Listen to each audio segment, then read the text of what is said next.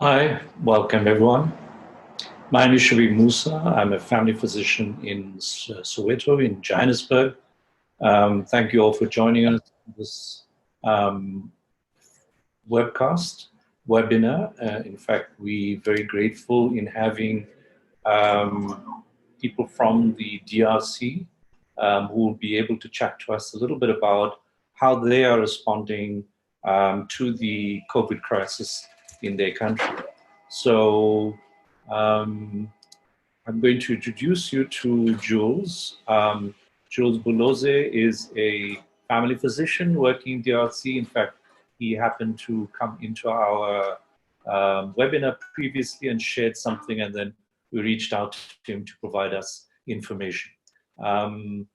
Jules, I'm not sure whether you are okay to start. I see that Prof. Lukanu has not to join us.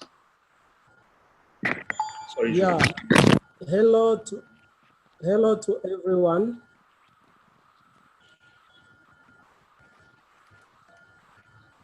Jules. Hello. Yes. So go ahead.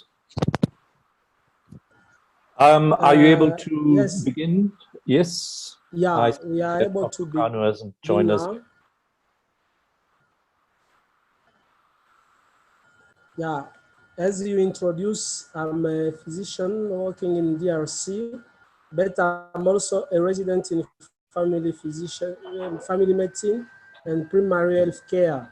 And today I'm here to talk about how DRC responding to COVID-19 pandemic. Can you hear us, Jules? We can hear you. Yeah, we start by introduction, organizational in the COVID-19 management, clinic, and management approach. Okay. Yeah, in the introduction, we'll say about what is the mission of the COVID team report. The first mission is to reduce morbidity and mortality. The second mission is to minimize disease transmission, to protect health workers, and preserving the functioning of the health system. Sure. The second point is the concept definition. We have to know what is that this person difference to another. And firstly, we have to define who is the suspected case.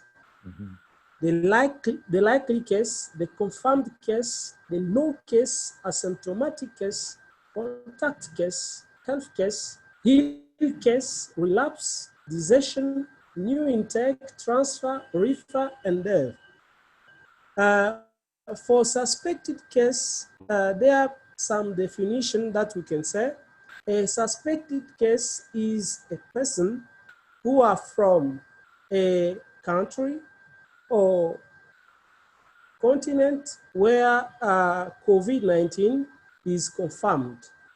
But for the situation actually, in some province of Congo, we have COVID now, local cases, and we take all population in that area as suspected case because we are not able to test every person to know who's in contact, who is not contact. For example, here in North Kivu, everyone is in the package of suspected case.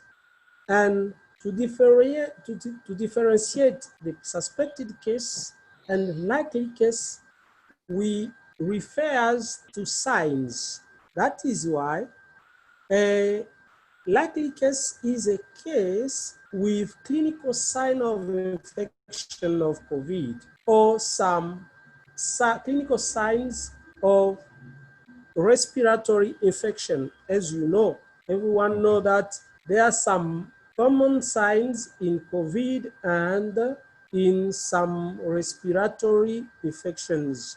And the period among we have to take symptoms is 14 days ago, after to be in contact or with a suspected case or a probable case or a confirmed case of COVID. The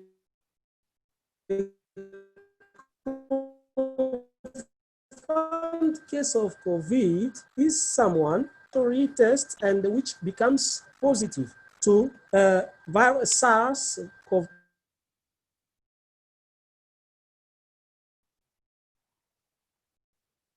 Sorry,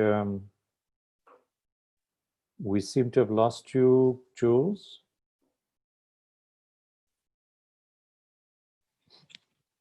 Hello, Jules.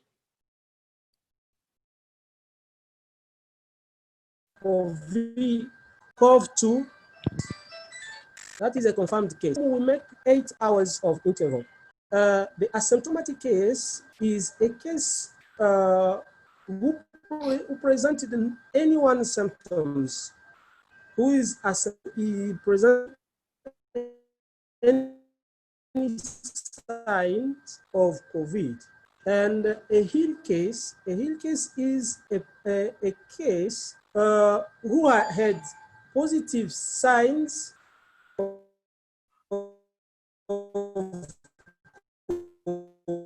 COVID, and the laboratory test confirmed that he was positive, but now period of 72 hours, or we can refer as negative. A relapse case is a patient who responding to criteria of a Hill case, but it becomes again positive after 14 days after to be a Hill case. New intake is a new case of COVID. A transfer is a case we refer to another treatment center of COVID. A death case is a patient who died and admitted in the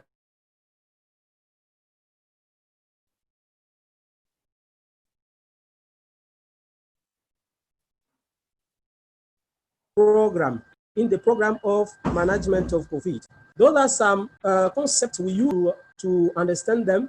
If you are working in the program of the riposte against chapter is the organization in COVID management. We have 3 levels of intervention level. We have a national level, we have a provincial level, and we have a local level, a operational level, which is a local level. A level where the management commission of the multi-sectorial committee of COVID is in charge to conserve directive, to develop norms documents, to develop tools, to struggle and vulgarization strategies, to advocate and make award to different participation. There you can see some donors, WHO, and other partners like CordAid and others. The 6th point is to coordinate activities and make evaluation and monitoring of the emergency response against COVID. What can I add to that national level? At the national level, it's subdivided in 3 parts. There are some committee which is work at the president department. There are another committee of the health ministry, and a technical unity of riposte on which Dr. Muyembe, as you know him, is a coordinator. And both of three parts, those are the parts who make the management commission of the multi-sectorial committee of COVID response. Mm-hmm. At the provincial level now, it's provincial level, we have the provincial health division as an operational unit. Now, what is the job description at that level? They are there to apply national directive, to advocate and make award to differentiate participants. As you know, some donates arrived at different provincial, and each provincial has health partners. For example, here in North Kivu, yes, you can see of COVID-19 and other international organizations and the WHO. They have to make emergency monitoring and evaluation of the COVID-19 response to express to a national level the need in drug, equipment, and other material. For example, here now we are looking about, we are needing about the PCR machine. We are needing about PPE, protection and individual equipment. They have to express that need to the national level. They have to ensure the establishment of COVID-19 treatment center at operational level. That is the job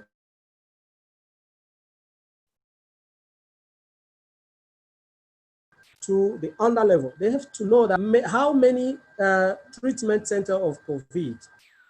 They are there to do that. And the last job description is to guarantee a data management. They have to know how many persons are positive at the operational level, and to transmit data at the national level. Okay. For now, the third part is operational level, is where the district is operational unit. I apologize me for the. No, don't worry. I can change. Yeah. Input, is it? Unit directed by a coordinating local committee and supervised by the district administrator. It means that, they are the district operational and the district administrator are there to supervise what the jobs of that district.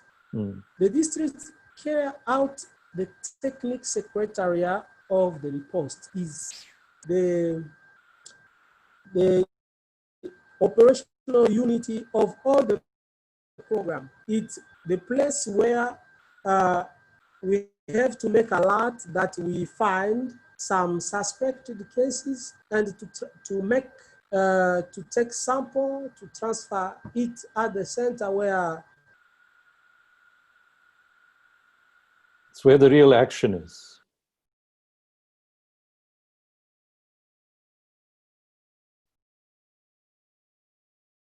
Hi, James. We've just had Professor Lukanu joining us as well. Welcome, Professor Lukanu. I think Jules seems to be slightly cut off. Perhaps let him finish and then perhaps you can continue, Dr. Lukanu. Jules? Hello, Jules.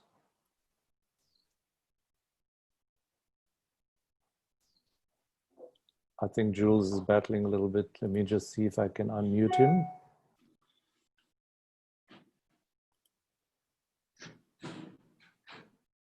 Ah, Jules, you're back. Hello, Jules. Yeah. We can hear you now. I apologize for the problem of connection. No, it's fine. But we You know, can it's continue. understandable. Yeah. Just keep going. Now,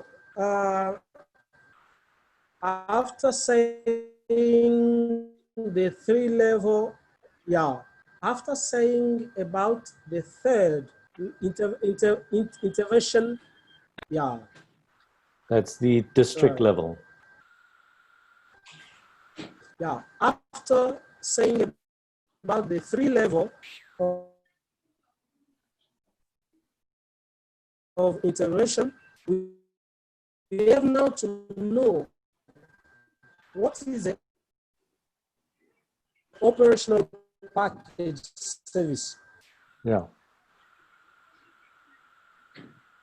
So it's about the operating at the district level. Do you want to share a bit more on that? Are you trying to get your screen to share?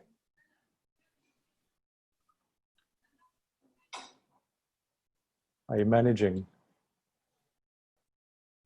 I think Jules is battling. Prof. Lukanu, welcome. Thank you, Shabir.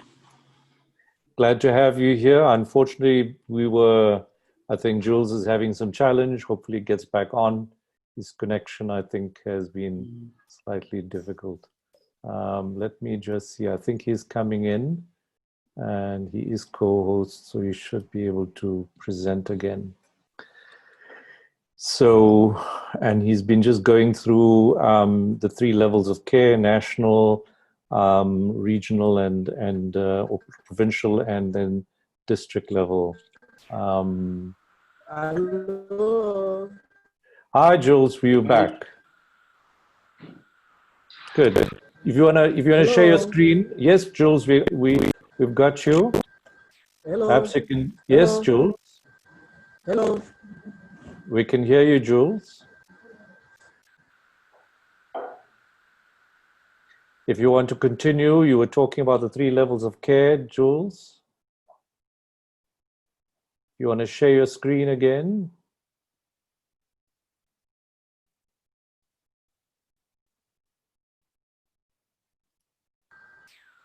Hi, Jules, can you hear me? Hello. Jules, can you hear us?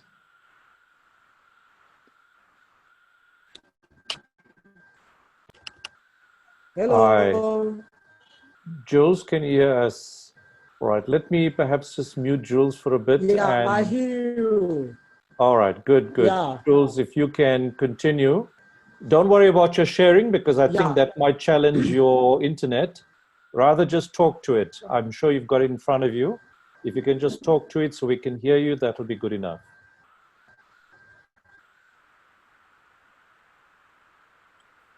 Hi, Jules, can you hear us?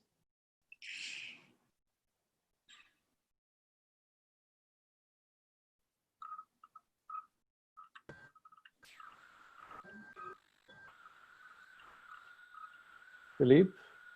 Yes. Maybe you can pick up where, well, Jules has talked about.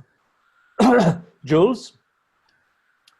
I think let's just continue, Philippe, if you don't mind. Yeah. Yeah, go ahead. Hello, Jules. Hello, he's struggling. Professor. Okay. Oh, he's on. Do you think you can, between you all decide how to proceed? Yeah, I can say, okay, Jules, go on. Yeah. Jules, I'm can you saying hear that, us? Good. Now go ahead. I'm saying this after saying about three level, we have now to know what is the operational package service. Yeah. The operation package service differ when you are on the borders on when we are in the community, when you are at some structure, health structures, which is maintained in the job description of each part of the operational service. On board action control measure, they have to evacuate, in the case, to the isolation seat using an ambulance. They have to present the case to the system for screening and triage. They have to orient the cases according to its form. They have to document any positive cases suspected in the register by providing all requirement information. What it means? It means that on borders, there are teams of riposte against COVID-19, and they have materials, they have some tools which what they use to detect and to protect all the country. They have to apply this job description and to alert in case they find one suspected person. For example, in these days, foods lorries are allowed to travel on borders. They have to take temperature, to ask some questions, to know if they have dyspnea, chest pain, and when they found someone with one signs or two, they have to inform immediately. Now, in the community, they apply also infection protection and control measure. But if they found someone who is suspected or who have some signs, they have immediately to contact a COVID-19 focal point for consultation and guideline. They have also to evacuate the case at the isolation seat using an ambulance when they call. They have to present the case to the seat team for categorization and shorting. They have to orient the cases according to its form, and they have to document any positive cases suspected. Now, we have some health structures, including management, because training of health professionals are gone now. And we hope that everyone, health professional will be trained in COVID-19. But at this time, as we are in the process, there are some health structures which are chosen just to manage, and others which are waiting to be accepted as health structures able to treat COVID. For those who are not able to treat, they have to inform also when they found some cases, the focal point for consultation and directive, because the focal point in many health structures, focal points are trained now, and they are the persons able to make categorization and to say that there are light cases, severe, middle cases, and orient the case according to its form. They have to use the treatment protocol and to contact the laboratory team for the sample. For the health structure now included in the management, they have to apply infection protection control measure to inform the COVID-19 focal point for consultation and directive, to orient the case, to use a treatment protocol, to contact, to ensure that the program is followed very good according to the what the national levels say. They have to ensure that the availability of oxygen, because you know that some cases, severe cases need oxygen, and some middle cases can be in need of oxygen. Now, they have to know that they have an oxygen machine for that, and they have to be sure that those patients, labo team come to take a sample, and they have also to document. Now, the big question is to say where family physicians are able now to work. What the place of family physician? At each level, family physicians are on the front line, on borders, in the community, and at each level. As you know, family physician lives in the community, and there we consider our community as the risk population.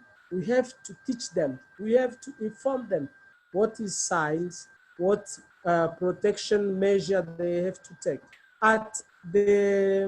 In the health structure, we have to put out remnants of COVID. As you know, when COVID started, some hospital missed many patients because rumors. When people hear that in some place there are a positive case, any one patient can go there, can't go there. That we start by fighting rumors, and today we are able that COVID is at 50% or 70% understood by population, and everyone starts to fight COVID. What is measured now in the community? In the community, for example, I can share some video, some pictures of how we make in place the infection protection and control. For example, the distanciation measure, we are taking 1 to 1.5 meter. The hand washing points are in all the towns, and at the hospital we differentiate the place to enter in the hospital for patients and for health professionals. That is what I can say in this part, to say whose one is in the front line, what we do in the community and at each level. Now, for the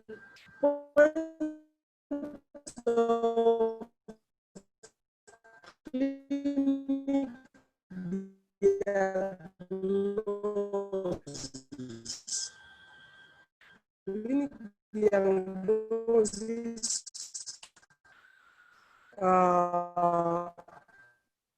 we say that there are some symptoms. Common cough and other symptoms that we can find for our protocols. And for other symptoms, we can say there are some nasal congestion, headache, diarrhea, vomiting, some respiratory problem, and general pain. Those are not common, but they can be associated to COVID. Now, what the priority people to whom we have now to be very near in case of COVID. There are many kind of group of which are to whom we have to be very careful. They are pregnancy women. They are old persons and other old persons with comorbidity. For example, old person with hypertension, old person with diabetes mellitus, old person with coronary disease, and others. Those are persons at a big risk when they have also COVID, and we have to be near them to make a close follow-up. Now, we have now to classify the COVID-19 disease. We have four stage in classification of COVID. We have firstly the light level stage. At that light level, we have patients with fever under 38 temperature,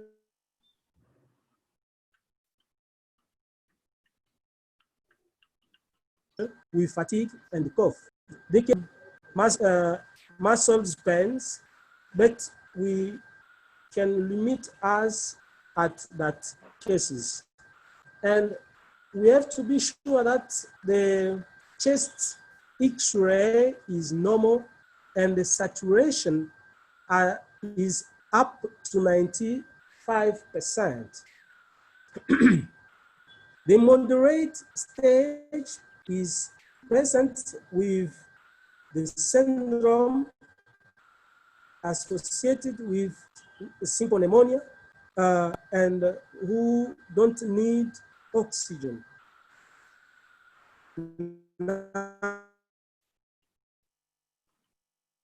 Now, the severe cases, dyspnea and in severe distress, respiratory problem with hypoxia. When we make oximetry, we have the saturation of oxygen under 90%, and to whom chest X-ray have some problems. For now, the third stage of the pathology of COVID, they are called critical cases. Those are cases with distress syndrome or distress respiratory syndrome of respiratory distress. And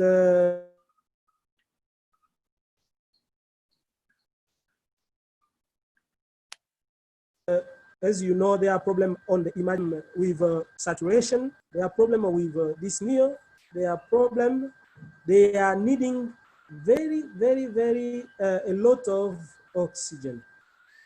Now, those are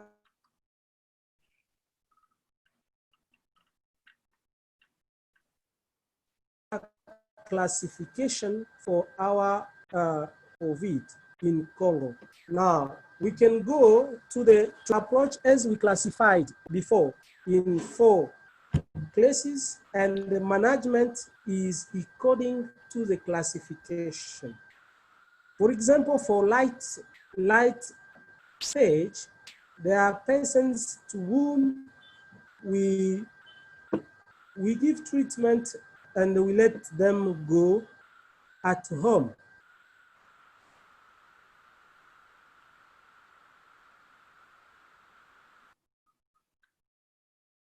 Hello, Jules. For moderate now COVID, there are treatment, symptomatic treatment, we can associate with some specific problem, as we said that they have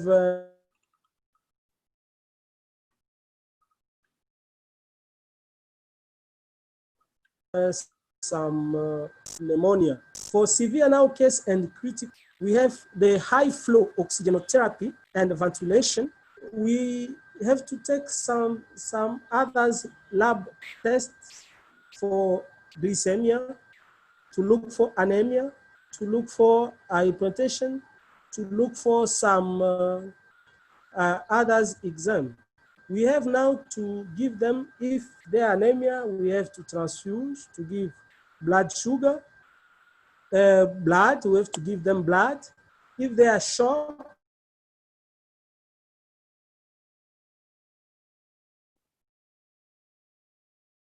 we have to give them some crystalloid, and those are the principal in DRC. In DRC, for cases who are light, we use only symptomatic treatment, and we let them go home. For moderate, we start by hydroxychloroquine, and we associate with azithromycin.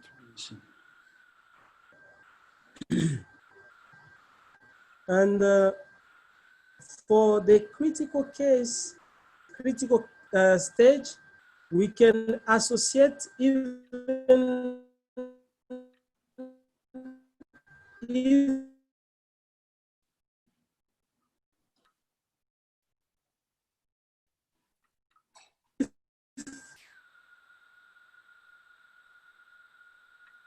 Hello, Jules.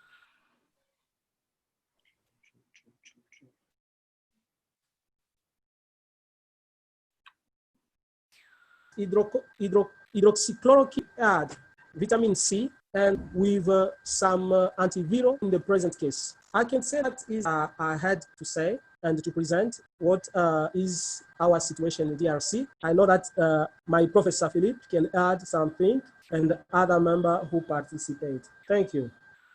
Well, thank you very much, Jules. I really appreciate that time, energy spent. We'll come back with more questions. Professor Philippe, do you want to add any comments? No, nothing to add, but just to give a precision that the Congo context is very difficult. It's really that we have 3 levels: the national, the provincial, and the local or the health zone level. Mm-hmm. But as we know, the situation is very different between the urban area and the rural area. In the rural area, it's very complicated now. We have a national protocol with all the operational definition for case. All health center in urban city and in rural have them. But especially for the rural area, it's very difficult to implement correctly the national protocol.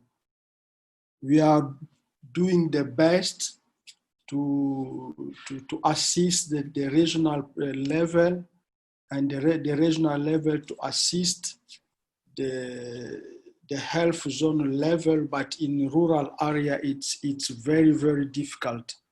What I can say for our country. But where all Jules said, yeah. Sorry. No, whereabouts are you and you and Jules based? Is it in Kinshasa? I'm in Kinshasa, in the west, and Jules are in Goma in the east. Oh, right. Okay. Yeah. Interesting. So that, I think, was the concern that that Jules raised about the border, influx and the need to watch for truck drivers, lorry drivers who come in with potential COVID. Okay. Mm-hmm. Yeah, and I can say that for about diagnosis, we have only one national lab can do the test. The confirmation test is the National Institute of Biomedical Research in Kinshasa. Mm-hmm. And all samples have to come from the province to Kinshasa, and it's taking a lot of time. How long does it take? Yeah, it can be between 4 days to 7 days. Really? Sometimes more. Is it by flight? Do things move between Goma and Kinshasa by flight? Yeah, by flight. By flight. Okay. By flight. And now 2 new regional laboratories were approved by the national level in Lubumbashi, in the southeast, and in Goma, but it's not now operational. Yeah, so you're busy with that kind of changes. Yeah. Okay, well, that sounds very interesting. You know, And I actually... you can see the in the map. Oh, sorry, Jules, can Yes. you? Yeah, you can see Kinshasa in the east. Yes. And you can see Goma. Yes, I think if we just... And the one lab we have, national reference lab we have, is in Kinshasa. Yes. And So all samples from the country have to come to Kinshasa, and the result will be sent by the same way. Quite challenging. Yeah, very, very, it's a big challenge. No, that's true. Well, let me perhaps just, you know, if anybody wants to raise their hands and would like to add comment, feel free to stick your hands up. And you can use the Q&A to provide some questions. Perhaps just in terms of helping to understand the context better in DRCs. In DRC, I actually pulled up, you know, the John Hopkins website, which has quite a bit of data on the global picture. That's just in a sense, and is quite an interesting thing. The curve, which is in fact, let's perhaps put it on the logarithmic, which shows this situation. What's going on in Africa? There's been this kink that has happened in, you know, with the lockdowns. Whether that's, you know, that's still going up, so that means it's still increasing, but it's a steady increase. It's not a log on log, and it's a less steeper increase. If we go down, I just want to show you that the next country that is in fact in Africa that's sitting there is Nigeria. And when you look at Nigeria, in fact, it's not that much different.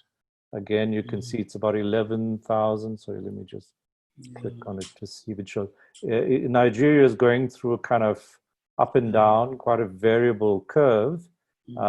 Again, a smaller number than in South Africa, but a quarter of the number of cases, but a very checkered sort of growth, logarithmically. So perhaps if we're looking at it, still looks very, very straight and not growing. After that is, in fact, Cameroon, sorry, Ghana, which again sort of growing, Cameroon. And in fact, after that is Congo. Senegal. Is Senegal, oh, there's Senegal as well. Senegal similarly. Djibouti, you might say, is kind of part of it. But Kinshasa is about 3,700, thereabouts. But again, you can see it's a steady increase, had a king steady increase. This is very frightening, the sort of increasing numbers, but I think that the log should be so showing us a flat, you know, before we're happy and a slowdown. So this is very scary for a small number, you know, you're growing daily quite substantially. So tell us a little bit about how, you know, a little bit about what's going on in the community in terms of, you know, lockdown obviously has had its own impact. What has the impact of lockdown been? You know, both the good and the bad.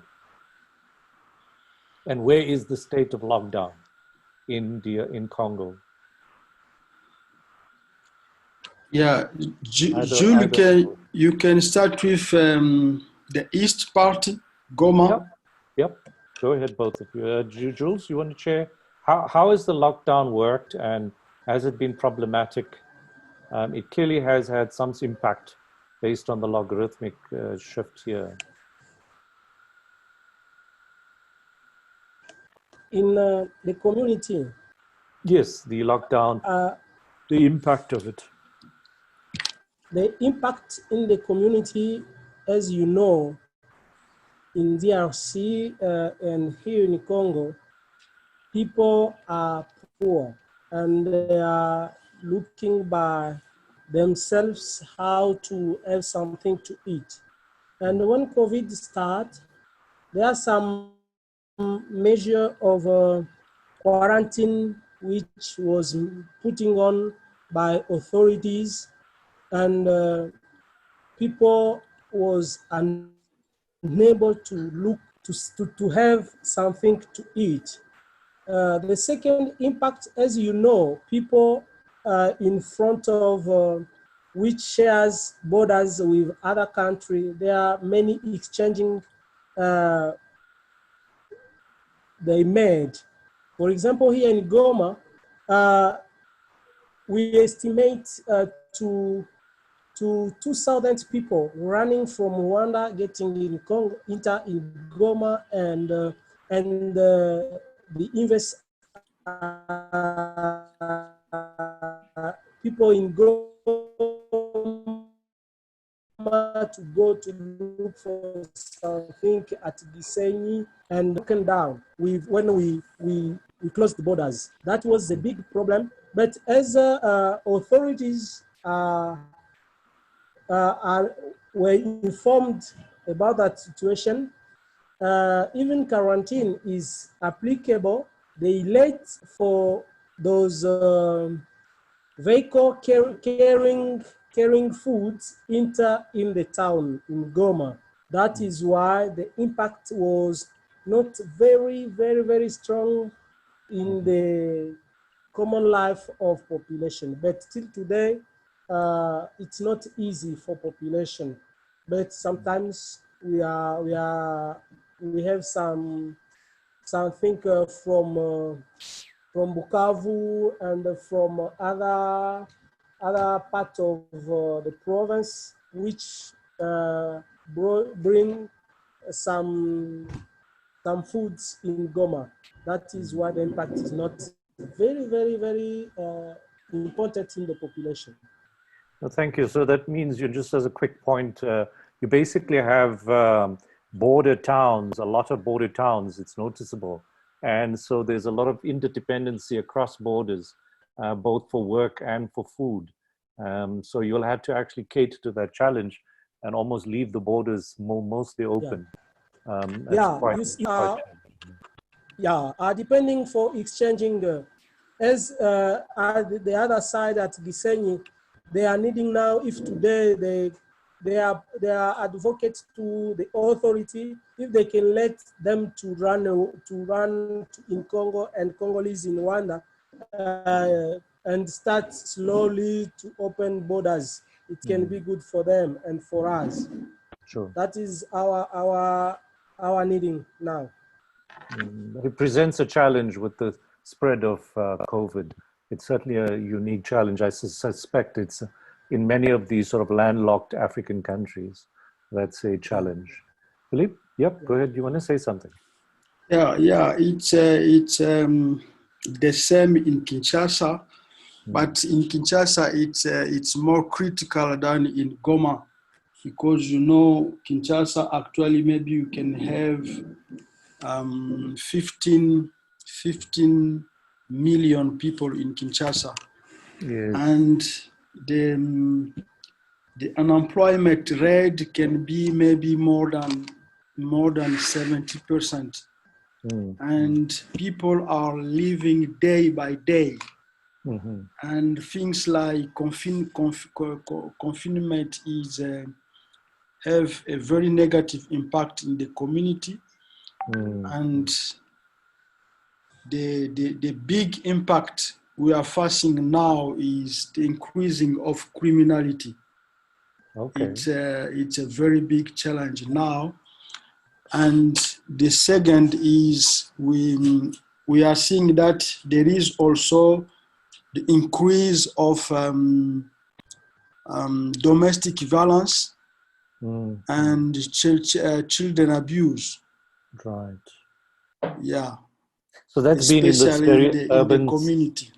Especially in the urban setting of Kinshasa, which is this big, 15 million people, I think. Is it? What's the size of Kinshasa? Yeah. 15 million, yes. So that's a huge urban sprawl. Yeah. And that's the kind of challenges in that setting. No, interesting. And I don't see any questions yet, but perhaps we can just ask the question. In terms of primary healthcare services, how has that sort of evolved, lockdown and after lockdown being lifted? What's the state of your primary healthcare services? Jules has talked quite eloquently about how primary healthcare in some ways is being prepared to address the question, of screening, etc. But how has it impacted on the whole system in DRC, the primary healthcare system? Yeah, I don't know in Goma what's the station, but in Kinshasa, it's in the west part. It's the same. I think it's the same even in the east, because I'm working in a malaria program with Global Fund, and we are assisting 322 health zone.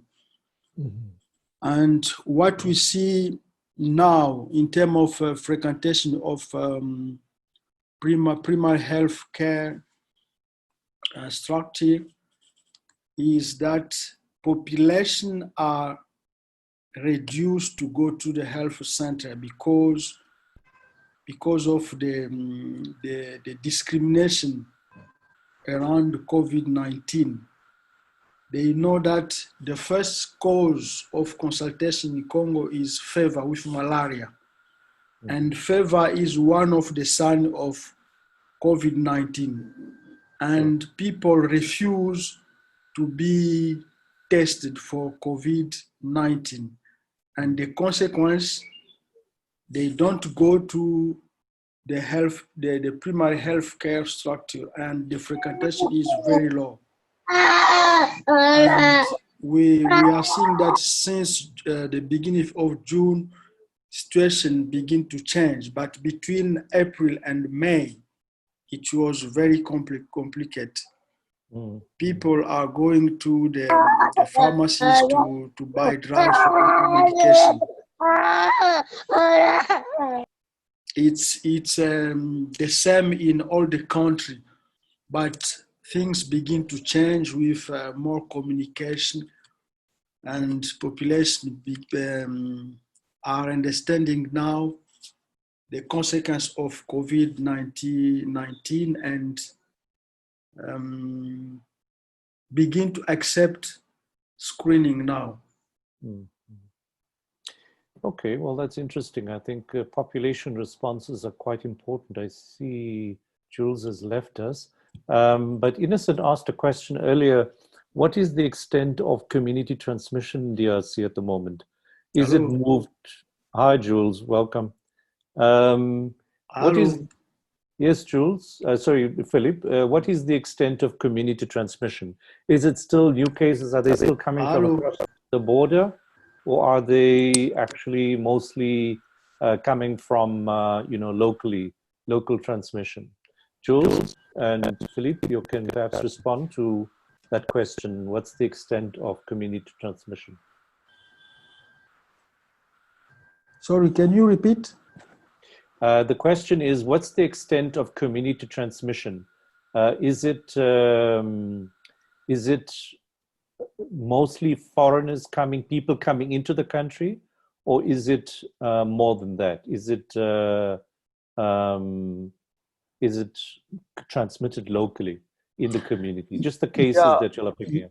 Yeah, we have two cases. At the beginning, all the cases came from France and Belgium. All the cases yes. We have in March were the importation case. Yes. And at the middle of April, we start to have the local contamination. And with the close of all the burden of the country, all the cases now are the local case. Local.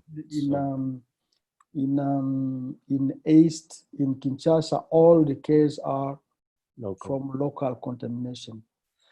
Okay, well, that's actually quite important. So that that escalation, continued escalation, is something you'll need to really keep a hand on. So the question is, from Colin Goldberg, is how is social distancing working? And is the public actually wearing masks, face cloth masks? Any thoughts around that? Yeah, social distancing is in the context. It's applicable, I think, in the other city of Congo, but in Kinshasa, it's very, very difficult. It's very, very difficult. I have some picture in my phone. I can share with you. It's social distance is very, very difficult in Kinshasa. Face mask, some people use it, but most of the people don't use. Is it? Yeah, so it's not mandatory in the community. Yeah, it's a very big challenge we have in the community, and population are saying that they have not money, and government can give freely face masks. They have to buy, and they say, I have no money for food, I cannot buy face masks. That is the problem. Yeah. That's quite challenging. Yeah, it's a very so big that challenge. and I mean, you must have lots of packed taxis, packed trains, packed buses. Are there any measures to reduce that packing, that overcrowding? Yeah, there is a measure to reduce all that, like in the taxi. Before the COVID-19, in one taxi you can have 6 persons. Okay. 3 at the front and 3 at the back. Right. And now we have only 4, 2 on the front and 2 on the back. Right. And for the motorcycle, sometime in the past, before COVID-19, we have sometime in one motorcycle 2 or 3 persons. But now it's only 2 persons, the driver and the passengers. Right. And in the common bus, the local government fixed the number of persons in the big bus. It's only 24. But in the past, one common bus can take maybe sometime until 70 persons. Right. And the small one, they can take only 16 persons. And those measures are followed by the community.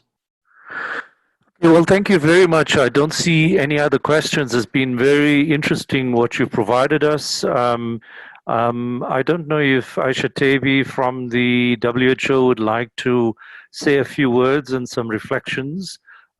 She's from the WHO. Aisha, do you mind just sharing a few words in closing? Yes, can you hear me? Yes, thank you. Okay, thank you very much for the presentation. It was really nice and learned many things. My closing would be like it was discussing from Goma, and I know just a little bit the country as I had the opportunity to work there some time ago. The issue that unfortunately DRC is facing is not only COVID-19, but Goma is also the place of the last Ebola outbreak. Yeah. It's double trouble for them. Yes, it's double trouble for them, but they really did great job. And I can see that everybody is implicated and trying their best to manage this outbreak of COVID.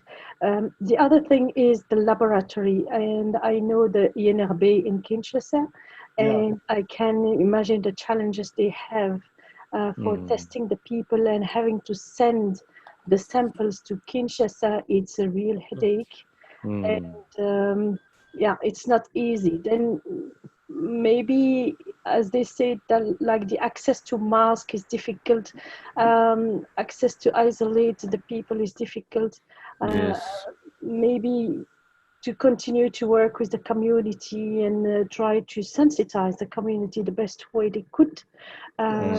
like when they have symptoms, okay, try to isolate yourself the best way you can, but we know that it's difficult.